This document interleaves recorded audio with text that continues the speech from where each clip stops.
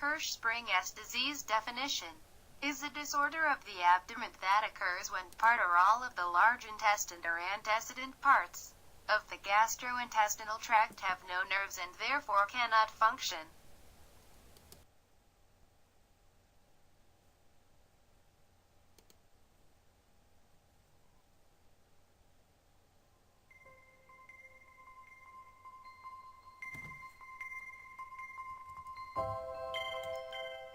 Hirschsprung's disease is a disorder in which a part of the large intestine or all of the large intestine has lost nerve cells and/or had none to begin with.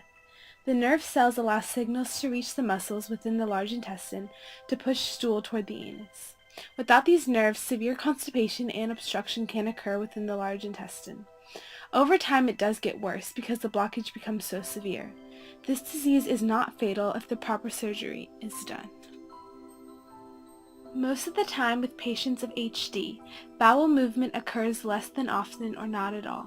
Without bowel movement, the intestines become completely blocked up.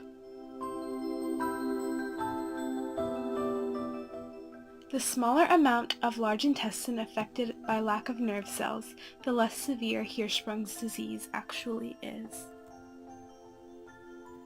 Hirschsprung's disease usually affects boys more than girls and occurs mostly in the United States. It usually occurs in infants and people are born with this disease. Most of the time, Hirschsprung's disease is an inherited trait. It's passed along through the genes of the parents. Mothers cannot cause Hirschsprung's disease by doing any activity through pregnancy. Children with Down syndrome or heart conditions are more susceptible to this disease.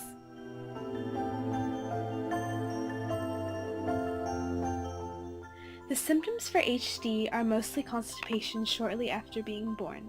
The newborns will most often fail to have their first bowel movement, which occurs within 48 hours. More symptoms are green or brown vomit, swelling of the abdomen, lots of gas, slow growth, and/or bloody diarrhea.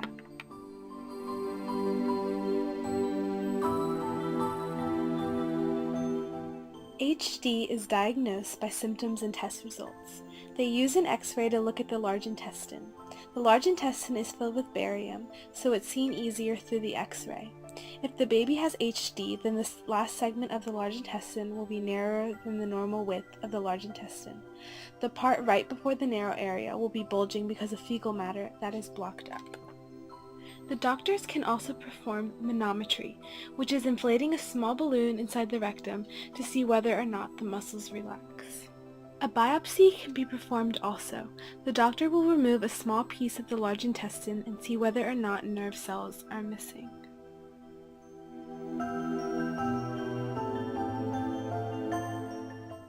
The surgery for HD can go one of two ways. The first is called the pull-through procedure. The surgeon will remove the segment of the large intestine that lacks nerve cells and connect the healthy part of the intestine to the anus. The second and more complicated surgery is called ostomy. The surgeon will first take out the segment of the large intestine lacking nerves. Then the end of the healthy intestine is moved to an opening in the abdomen area, where the surgeon creates a stoma. In this, there becomes a pouch outside of the body that collects the stool and needs to be emptied several times a day. This occurs only with severe cases of HD.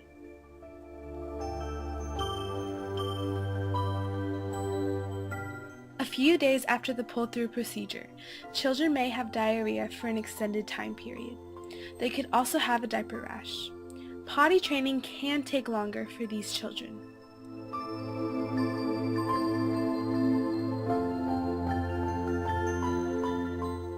The medications used for HD are typically antibiotics and are only if they suffer from an infection after the surgery, which would be caused by leftover bacteria in the large intestine.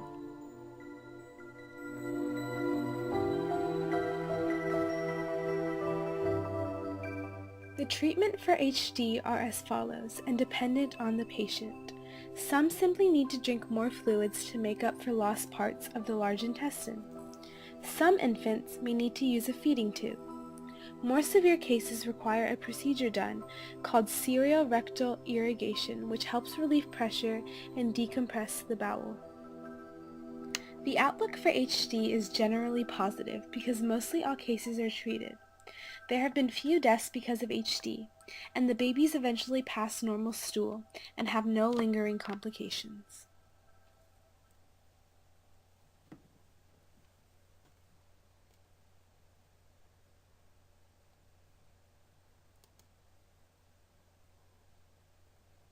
Epidemiology. It is more common in male rather than female according to a 1984 conducted in Maryland.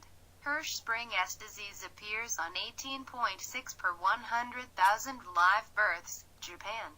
Hirschsprung disease occurs in about 1 in 5,000 births. Clinical features, is diagnosed shortly after birth, although it may develop well into adulthood, because the baby failed to pass the first stool meconium within 48 hours of delivery. Normally, 90% of babies pass their first meconium within 24 hours, and 99% within 48 hours.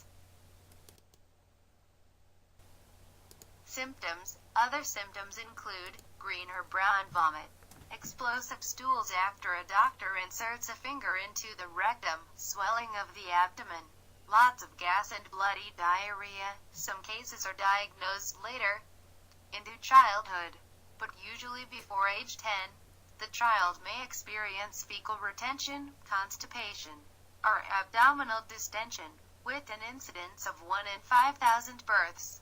The most cited feature is absence of ganglion cells, notably in male.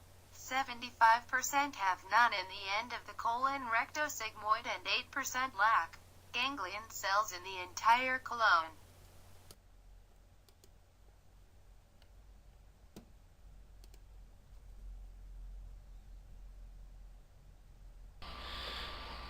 The topic of this clip is Hirschsprung's disease. Hirschsprung's disease is a disorder that affects approximately 1 in 100,000 live births.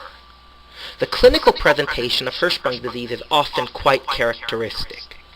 It usually affects the neonates very early on, and the most common presentation is lack of passage of stool within the first 24 hours. That's the common presentation.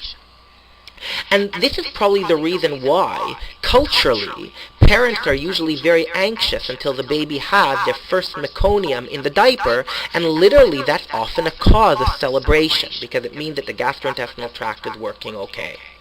There is a more atypical presentation, which is an often later presentation that's more vague, with distension, poor feeding, there could be some vomiting, features of pain, but the most common presentation, and the one likely to be asked on exams, is lack of passage of meconium within the first 24 to 48 hours.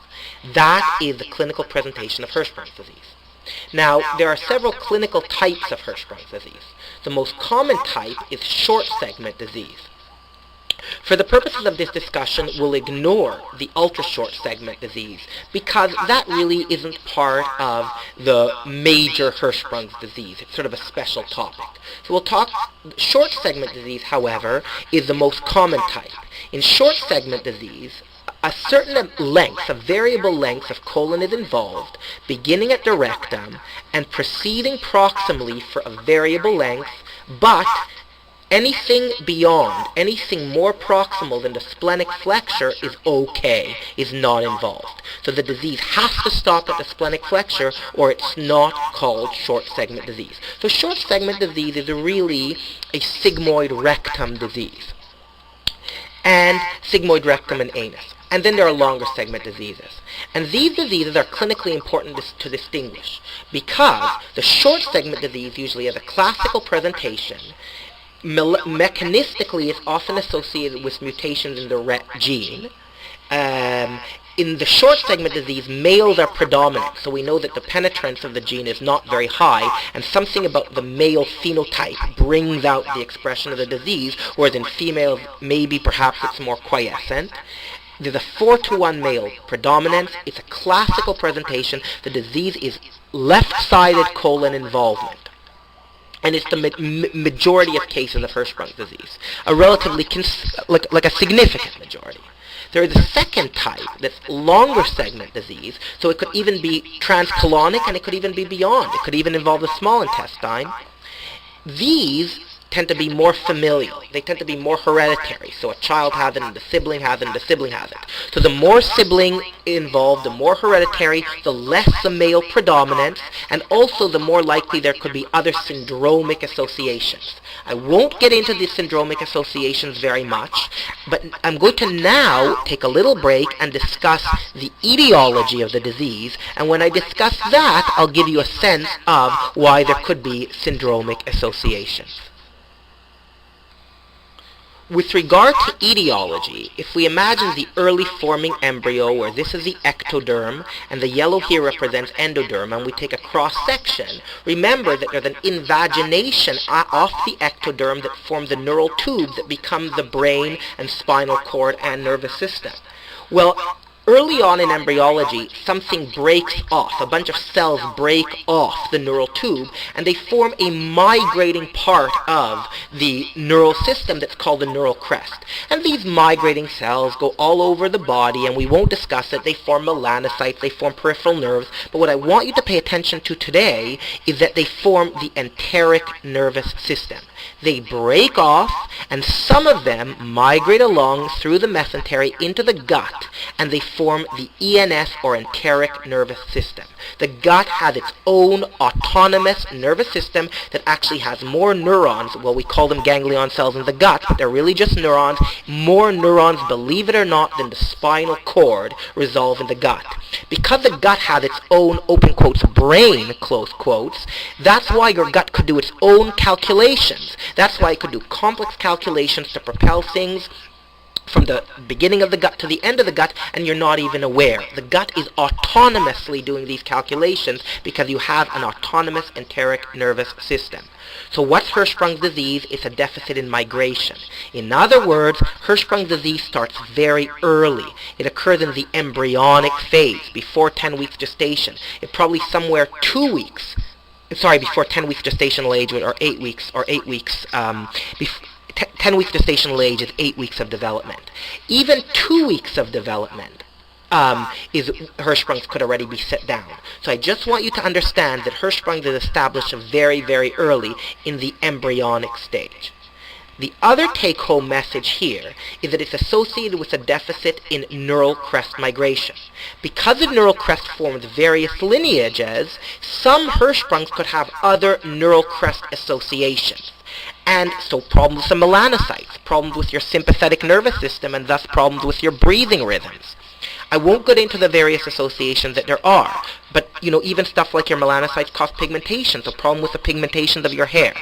The family of diseases that relate to generic problems of your neural crest was named by a brilliant Canadian pathologist called Bob Belandi, and that family of disease is called neurocrystopathy. Neurocrystopathy, in other words, pathy, diseases of the neural crest. Neurocrystopathy. So when I talk about syndromic Hirschsprungs, they're often neurocrystopathies.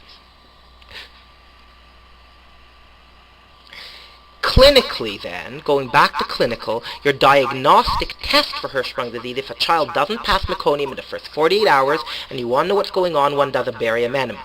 What you see on the barium enema, so barium is instilled through the rectum and the barium goes in and it looks quite narrow. You see a narrow area and it suddenly opens up. And we actually call this bird beaking because it sort of looks like a bird's beak if you imagine this sideways.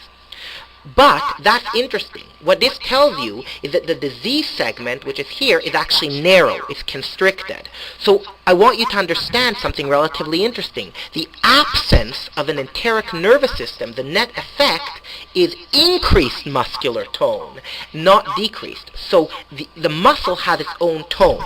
And in the absence of nerves, and in the absence of neurons telling them what to do, the muscle is actually more tense, not less tense. So the disease segment is constricted, and then you get a pre-constriction dilatation. This is actually probably normally innervated, but it's a pre-constriction dilatation that gives you the bird beak appearance. So that's what you see on the barium enema. You see bird beak appearance with proximal dilatation, constriction of the diseased area. But now you want to establish a diagnosis because the treatment is very serious. It's surgery, so you really want to do a good diagnosis. So the diagnostic procedure is called an endorectal suction biopsy. What the surgeon does is he puts in a biopsy forceps through the anus into the rectum and takes a sampling and sends it to the pathology lab to try to make a diagnosis. So now, to understand how this biopsy business works, let's quickly review the anatomy of the gut. You have your mucosa, which is your epithelium, and your lamina propria, which is between the glands, and underneath that, shown in purple here, is your muscularis mucosa. Under that, you have your first plexus of your neurons, of your enteric nervous system, because your enteric nervous system exists as two plexuses. Plexus just means groups of things. Your first is your submucosal plexus, we'll call it your SM plexus, your group of neurons underneath the mucosa. Then you have, underneath that, you have your first layer, your inner circular and outer longitudinal layer of muscle, shown here in brown, which constitutes your muscularis propria. And between your two muscular layers, you have your plexus of nerves, plexus of nerve cells, neurons between your muscles, and surprisingly we call that the myenteric, which means between the muscles, or intramuscular plexus. People also use words like Auerbach's plexus, but I encourage you not to use the eponyms. Use the anatomical site. There's a submucosal plexus here, and a myenteric plexus here. The myenteric plexus is really what governs contraction. Your submucosal plexus governs neurosecretory reflexes. Because of that, which is your important plexus? Your myenteric plexus. Diagnosis. Definitive diagnosis is made by suction biopsy of the distally narrowed segment. A histologic examination of the tissue would show a lack of ganglionic nerve cells. Diagnostic techniques involve anorectal manometry, barium enema, and rectal biopsy. The suction rectal biopsy is considered the current international gold standard in the diagnosis of Hirschsprung's disease.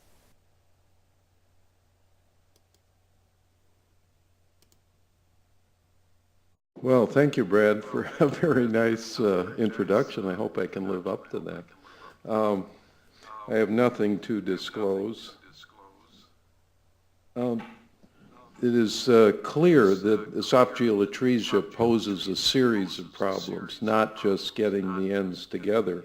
And our hypothesis has been that a biologically normal solution will be the best end result. And that's important because in pediatrics we have to think about a 70-year goal, not a 5-year cure or 10 years, but 70 good years. And that's a very stringent requirement. Now, you all know the spectrum of esophageal atresia. This is just a cartoon I put together showing the usual form with the lower fistula, and this is by far the most common and relatively straightforward to fix. This is a double fistula, also not a difficult problem.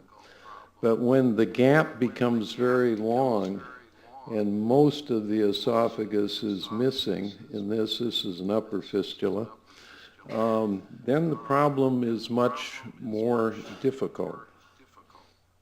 And I'm not going to give you a number about what is a long gap because really it's kind of a private matter ultimately in the operating room. And what I say doesn't necessarily translate to anybody else.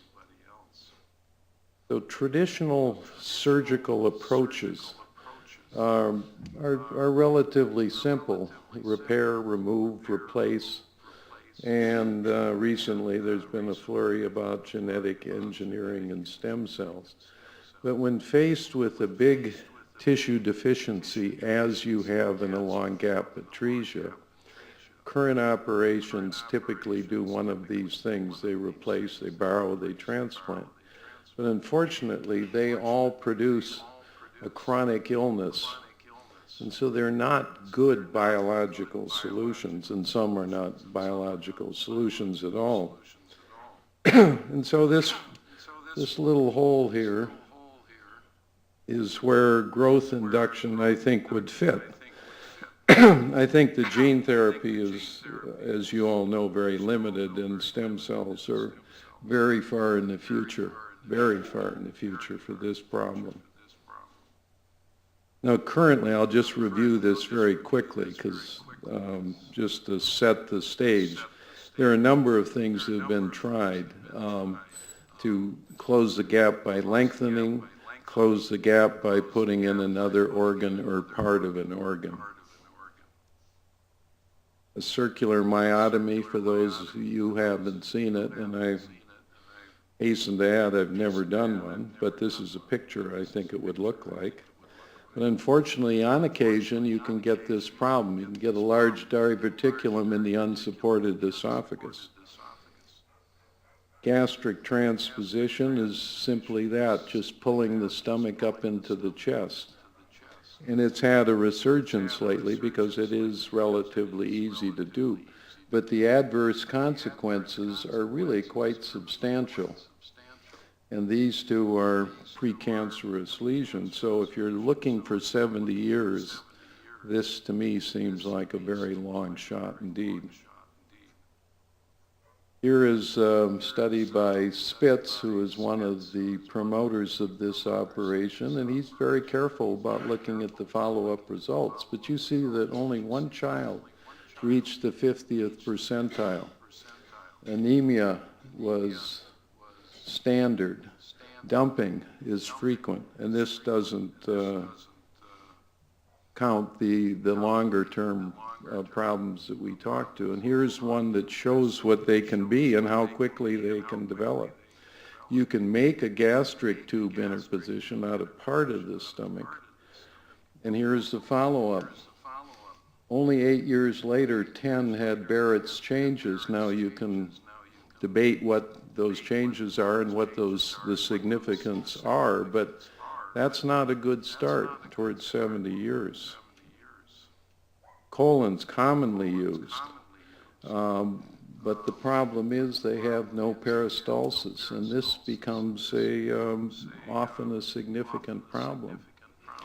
The jejunum has been used for over 50 years at Minnesota, and it's a good choice when you have nothing else. And here's a study that's 20 years old, so these numbers are plus 20. But they have motility, but they do have problems with redundancy, and there's occasional dilation. So what is a better solution, we believe? And all of the things I'm going to tell you are very personal from what we have developed at the University of Minnesota. So you'll have to take what I say and put it against other studies. The solution is that you can make a very hypoplastic esophagus grow. And this has been an old concept, but the problem has been that there hasn't been an effective signal to make it happen. And the signal has not been understood. The signal is very simple. And so that's what's been missing. And occasionally time will do it, and they will grow some. But this solution of growth induction, I want to stress, is more of a biological than a surgical solution. And the hypotheses for this to take place is that the esophageal atresia cannot be primarily genetic in origin, otherwise you couldn't stimulate it to growth. And so the corollary of this, that there has to be a developmental capability present. And that only requires a signal and that the potential is ample. But when you think about it, we all grow 20 to 30-fold from birth to adulthood, so there's plenty of potential. And so what we have been working with is a method to grow the esophagus when it is too deficient for a primary repair. And this turns out to be a very flexible method. There is not one way to do this, and I'll show you several ways that we use. So it's quite flexible, and I think that's a strength of this. Now, the growth signal is stress, and there is a huge basic biological literature on stress in various forms, whether it's gravity with little microfibers acting on cells or tissues that will induce growth. I mean, this is for many cells and many tissues, not all, but for many, stress alone is what will define or stimulate growth. For the esophagus, I mean, the esophagus is just a bystander, and what governs growth is the spinal column. The spinal column grows, and this is, we're speeding up what this process is, but it grows, and the esophagus grows along with it. This does require a shift in surgical thinking, because we're used to having one operation. We do one operation and that's it, with any luck at all. But this is at least 2 operations, and it may be 3, and it may even be a little more. Because when you stimulate growth, you have to wait for the growth to occur. You can't finish it at the time, so you put the growth process in motion, and then wait, and then put the ends together. Now, there is a side issue here, and this is a statement that that I've heard 100 times, that you can't put together an anastomosis under tension. That's the thing you have to avoid. Well, I suppose it's a good thing, but you can use the tension. Not only can you make an anastomosis properly and they won't leak, but as I'll show you with strictures, you can use that tension from an anastomosis to stimulate growth to solve the problem of long strictures, for example. Now, I want to define what we consider a true primary repair, because I think this is important. Only native esophagus, no myotomies. But we make a particular point to leave the GE junction below the diaphragm. And I've had cases come to me with somebody who's fiddled with the hiatus and brought a little bit of the stomach up to close the gap. And that is just an unremitting disaster. You can't deal with the reflux until you get the GE junction down where it belongs.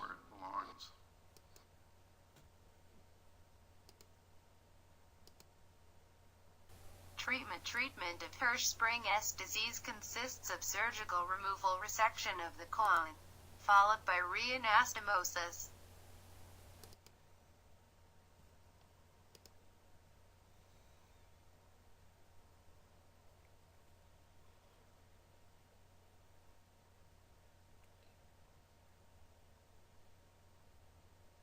The surgery for Hirschsprung's disease involves removing the portion of the colon that does not have normal nerve fibers or ganglion cells.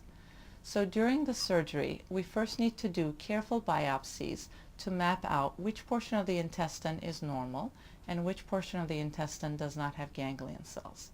To do this, we take small biopsies and we work very closely with the pathologist to determine which portion of the intestine needs to be removed and which portion needs to be saved. Once we have made that determination, then we remove the portion of the intestine that does not have nerve fibers, and we hook the part of the small intestine which is normal all the way down to the anus. And this is called a pull-through procedure. We usually perform this surgery laparoscopically or using the cameras that go through the belly button.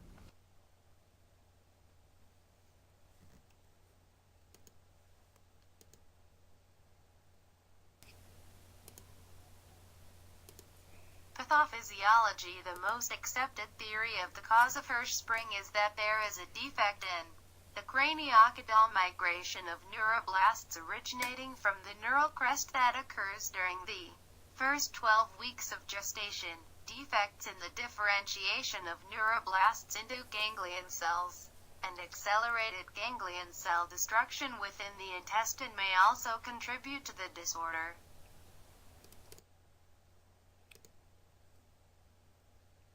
Life without Big Bertha now is wonderful. I don't miss her.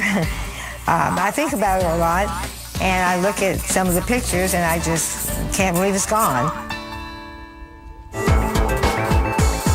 While Daisy Hill waited to get medical help until it was almost too late, young Tyler Berchielli's parents spent almost his entire life going from one doctor to another, desperate to find out what was causing his terrifying symptoms. By midsummer of 2002, Janelle and Andy Berchielli had been trying to conceive their first child together for almost 2 years. We finally just gave up and said, I guess we're not meant to have any children, and we'll just let nature take its course, and if it happens, it happens. The young couple remains hopeful, but in the meantime, they're content to focus all of their energy on raising 8-year-old Isabella, Janelle's daughter from a previous marriage. Then, 3 months later, on a whim, Janelle takes a pregnancy test. It came up positive, so it was like, okay, I'm pregnant. Oh my gosh, I'm pregnant. She's like, guess what? I was really excited because for me, it'd be my first time going through the whole baby experience. On June 28, 2003, 7-pound, 3-ounce Tyler Berchielli is born. He was perfect in every way. He had 10 fingers, 10 toes, It just a perfect little angel. When Tyler turns 6 months old, Janelle introduces him to solid foods, just like she did with her daughter. But she isn't prepared for his reaction. He didn't really take it that great. He didn't eat it that well, but, he kind of got a little bit down. 2 weeks later, she is alarmed when she realizes that her son hasn't had a bowel movement in days. And then it continued on to a couple days, turned into a week of no bowel movement. The experienced mother is now sure that something is very wrong with her son. You could tell that there was a level of pain there, but he was pretty good at hiding it. She immediately takes Tyler in to see the family pediatrician. She felt Tyler's tummy, and she said, it feels a little firm, but, nothing's really wrong with it. The doctor assures her that breastfed babies often experience a little constipation when they transition to solid foods. She prescribes a gentle laxative and instructs Janelle to give it to him once a day. Relieved that there is nothing seriously wrong, she diligently follows the doctor's orders. I did what she told me to because she's the doctor. They give Tyler the laxative as instructed, but he just seems to be getting more uncomfortable. He was crying a lot in pain. It just didn't seem right to me. As time went on, I became more and more aware that something was definitely wrong. Then, along with Tyler's stomach pain, comes a shocking new symptom. It's like his belly never went down to a flat little belly. He always had a little pot belly. I was starting to get worried if that was causing any damage to him, not having a bowel movement for 2 weeks. Over the next 12 months, Janelle takes her son to a series of doctors. But over and over, she's told the same thing. Tyler's bouts of constipation are normal. Tyler was miserable, as you can imagine. We knew that there was something wrong with him, but the doctors were not helpful. One doctor even theorizes that all of Tyler's problems are in fact psychological. He said that it's quite possible that one time that Tyler went to the bathroom and it hurt, and so then he just decided that I don't like that hurt feeling and I'm just going to hold it back. That was so ridiculous. I just couldn't believe that anybody would say something like that. As their frustration with the medical experts mounts, the Berchiellis decide to take matters into their own hands. I felt like I couldn't trust any doctor. They just kept throwing answers at us and nothing really seemed to stick. Janelle soon begins experimenting with a variety of home remedies, from fruit juices to homemade muffins to infant massage. But despite all her efforts, Tyler is still only having a bowel movement once a month. You feel sad, you feel bad for him, you feel like you should do something to relieve his pain or do something to make him more comfortable. Then, just before Tyler's second birthday, Janelle notices a terrifying new symptom. One day, his little tummy just seemed more bloated than normally, and it just was really, really hard, almost as hard as a rock. And I just knew something wasn't right. That was very scary. This little guy was so sick, and he was so miserable. Janelle packs Tyler into the car and races him to the pediatrician's office. As soon as she feels Tyler's abdomen, the doctor orders an x-ray.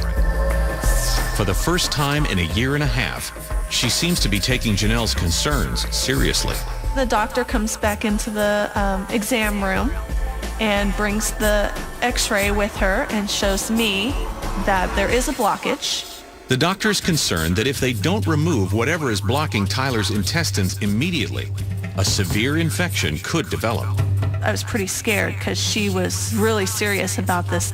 It needed to get removed. Willing to try anything at this point, the Burchiellis agree to let the doctor administer a powerful medication through an NG tube, a plastic hose that goes through Tyler's nose and down into his stomach. They didn't sedate him. I can't imagine them doing that for a little boy. Judy and I had to physically hold him down because he was just kicking and screaming and just freaking out. He had never done anything like this before, so it was very traumatic for him. After 2 excruciating hours, it's clear the medication isn't doing the trick. Tyler is still blocked up, so the pediatrician orders a series of enemas. One nurse was doing an enema, and the other nurse was also helping hold him down as well.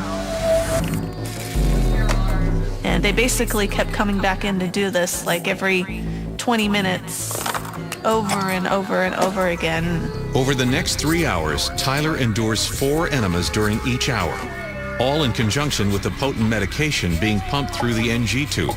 And still, the blockage isn't budging. Janelle and Judy can't quite believe what's going on, but they're struggling to keep it together for Tyler's sake. He was fighting us for all he was worth. It was a miserable experience. It was like torture.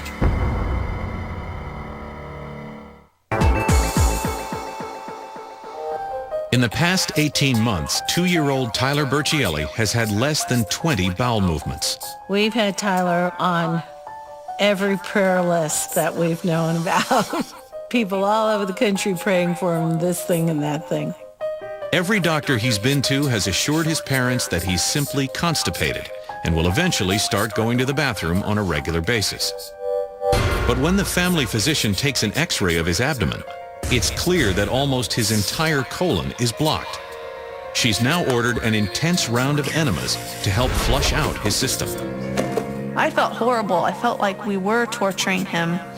Here we are, we've got this little boy who's not even 2 yet, going through this horrible, horrible experience. After watching her son suffer through more than a dozen unsuccessful enemas, Janelle can't take it anymore. I'm his only advocate. I need to be his voice. He's 2 years old. He's still a baby.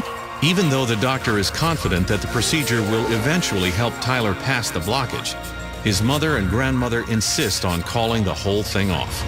We just said, this is enough. We shouldn't have allowed them to put him through so much pain. The thing is, at the time, you assume that the doctor knows what she's doing. Janelle does all that she can to help Tyler recover from the nightmarish experience. And when he finally goes to the bathroom 2 days later, the Burchiellis breathe a huge sigh of relief. I can see the light now at the end of the tunnel here. I was really hopeful that, very shortly we were going to be able to fix this problem. But just when they think everything is okay, the chronic constipation returns with a vengeance. The pattern started all over again. First it was a week with no bowel movement, and then it was 2 weeks, and then it was 3 weeks. Oh, poor little guy. You could tell that he was miserable. He would double over in pain. His abdomen would get so distended, it just looked like it might explode. It was very frightening sometimes. Desperate to help her son, Janelle tracks down a pediatric gastroenterologist and walks her through Tyler's entire medical history. She said that we're going to get to the bottom of this. We're going to figure this out. I just was really hopeful that she was going to be able to help us. Determined to solve the case, the doctor admits Tyler to the hospital so that she can run a series of tests,